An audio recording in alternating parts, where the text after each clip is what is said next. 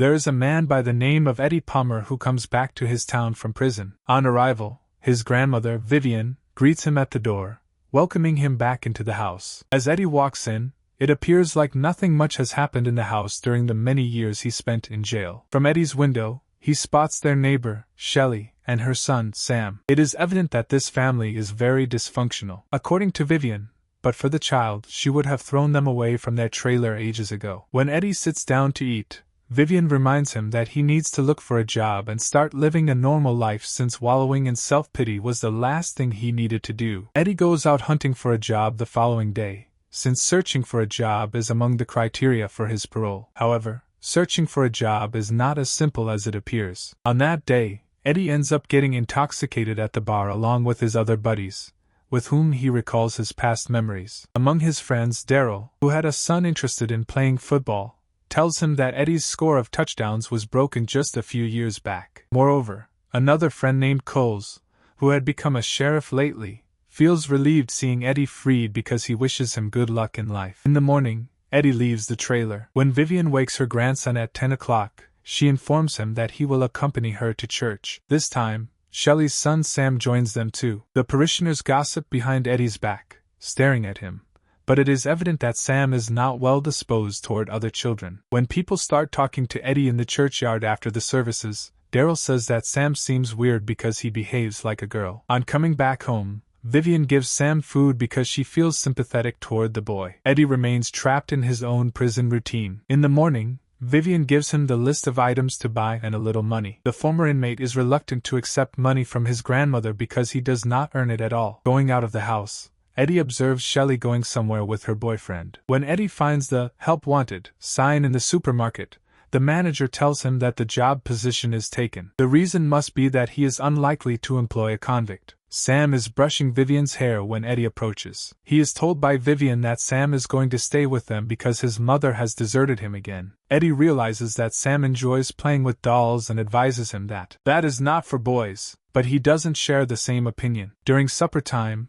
Vivian inquires from her grandson whether he was able to get a job done. All this annoys Eddie, especially when Vivian accuses him of stealing an item belonging to her. The same night, upon coming across a job advertisement for a school custodian, Eddie applies for an interview the following morning, but due to his criminal record, his application is rejected. Eddie then tries to persuade Mr. Sibbs and the headmaster of the school, Mr. Forbes, into accepting him by telling them how he did not violate any of the laws in prison throughout his 13 years behind bars. Finding out that Eddie was once a top student of the University of Louisiana as well as the greatest football player in Riverside for 2 years, Mr. Forbes says that he will do all he can to assist Eddie. Towards the end of the day, over dinner, Sam informs Vivian that Eddie did not steal as she had accused him of the day before. Shortly thereafter, Eddie gets a call notifying him that his application has been accepted. Eddie works as a janitor at the school that Sam attends. He gets along with girls but not with boys. His teacher, Maggie Hayes, defends him. Eddie still goes to church each Sunday with his grandmother. There are some parishioners who suggest that Vivian should get in touch with Child Protective Services and send Sam to an orphanage, but this proposal is greatly offensive to her. One morning,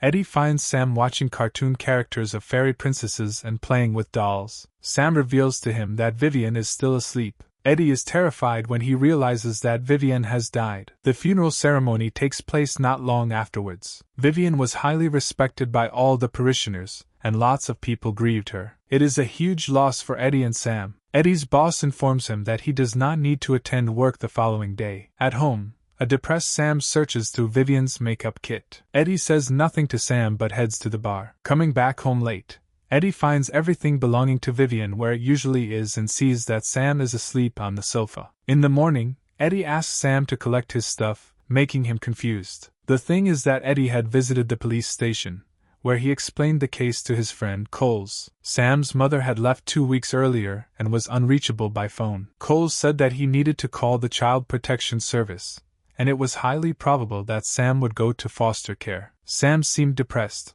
and Eddie was sorry for him. Eddie is now supposed to care for Sam and behave responsibly. Sam is actually an independent child who prepares for school on his own and takes the bus. Work is the only thing that keeps Eddie preoccupied. In the meantime, Maggie picks up Sam to see how he lives. Eddie gets nervous when she shows up while Sam watches cartoons about fairy princesses. Maggie asks Eddie if he can cope and tells him that she does not know where Shelley could be either. Maggie leaves her phone number to Eddie, just in case. Throughout the whole day, Eddie tries to reach Shelley unsuccessfully. He definitely does not want to play the role of a babysitter, but no one else is able to look after the boy. Sam always takes care of his dolls and asks Eddie if he knows when Sam's mother will come back. Alas, Eddie doesn't know it. Eddie says that he hardly knew his mother, but he missed his deceased father. Before saying goodnight to Sam, Eddie goes through a scrapbook containing old photographs and articles from newspapers about his football career. He takes Sam to school early in the morning. Sam confesses to Eddie that his greatest love is cartoons about fairy princesses and also mentions how his mother had presented him with a princess lunchbox purchased at a discount. Later on,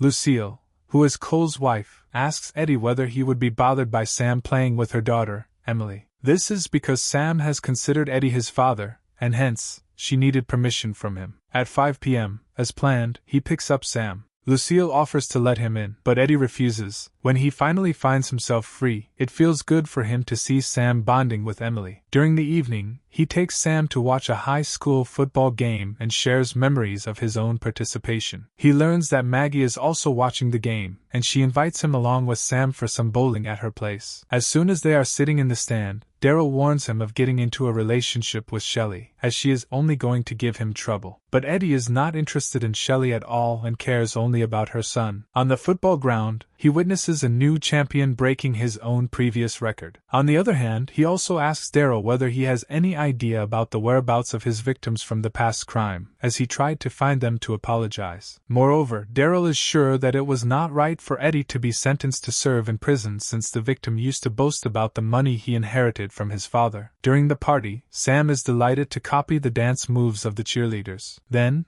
after leaving Sam at home, Eddie goes to a bar to drink with his friends. Daryl gets really drunk and behaves inappropriately, and his friends get annoyed and drag him away. The next morning, Sam awakens Eddie because they have a bowling match planned for Maggie and him. While Sam enjoys bowling, Eddie and Maggie start talking about their lives. Eddie tells her that he had been studying at the university for a year before entering an entirely different school of life. Eddie has now grown used to taking care of Sam. He apologizes to Mr. Sibbs at work for Daryl's conduct during the previous night. In addition, Mr. Forbes asks Sam whether he feels comfortable with the new guardian, which the principal asks every few weeks. On the other hand, Eddie goes to the police station to report on his parole status. Eddie and Sam are often together. On one occasion, Sam wonders about the frequent visits by Eddie to the police station. Eddie explains to Sam that he had done something terrible many years ago to a person because he was stealing money from another person, and spent some years in jail for the misconduct. Sam also confesses to having stolen a toy from a schoolmate, and feels guilty about the same. Eddie tells him that if he gives the toy back to the child, he will feel much better. Eddie has found a reason for living because he feels that people need him. The following morning, Eddie helps Sam cook breakfast. Eddie makes sure that Sam does not only eat sweets, as they are unhealthy for him. Taking advice from Eddie, Sam returns the toy that he stole. The celebration for Sam's birthday is coming soon, and Maggie and Emily will come to wish Sam on his birthday. Eddie gives him a ukulele, which Sam likes despite the fact that he is not much interested in music. While the children were playing, Maggie asked Eddie about his mother. Eddie tells her that he had run away from him when he was a kid, so his Aunt Vivian brought him up. Maggie offers to help Eddie organize the papers. They find a letter written by a lawyer about the matter of Vivian's will, which bequeathed her property and house to the church. Eddie never thought of such an eventuality. He will have only 30 days after selling the house to shift from there. In school,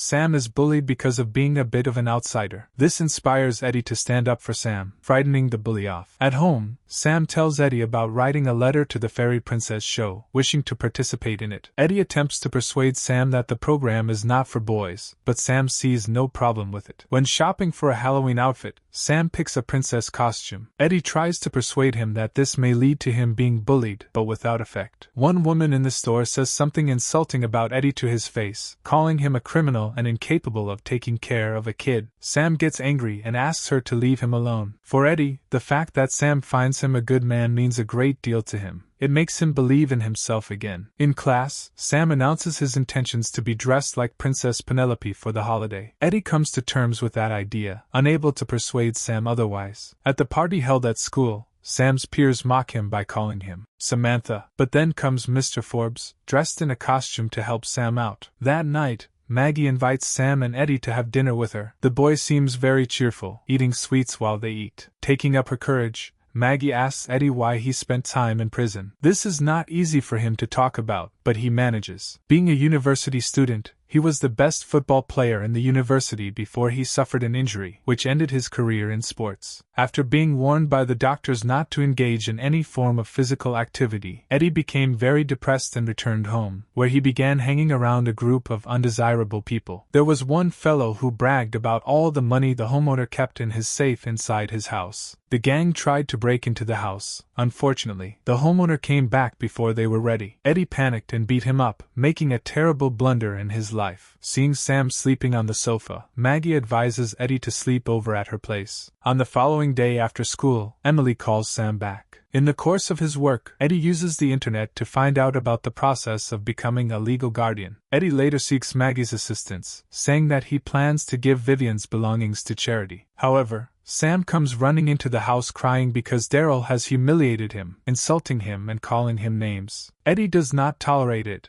and starts taking matters into his own hands. Maggie tries to stop him, but Eddie heads directly to the bar. Daryl starts defending himself by saying that Sam is abnormal, and Eddie punches him until his friends intervene. Furthermore, Eddie warns Coles that he will inform the authorities about their participation in the crime that Eddie committed earlier if they keep messing with him and Sam.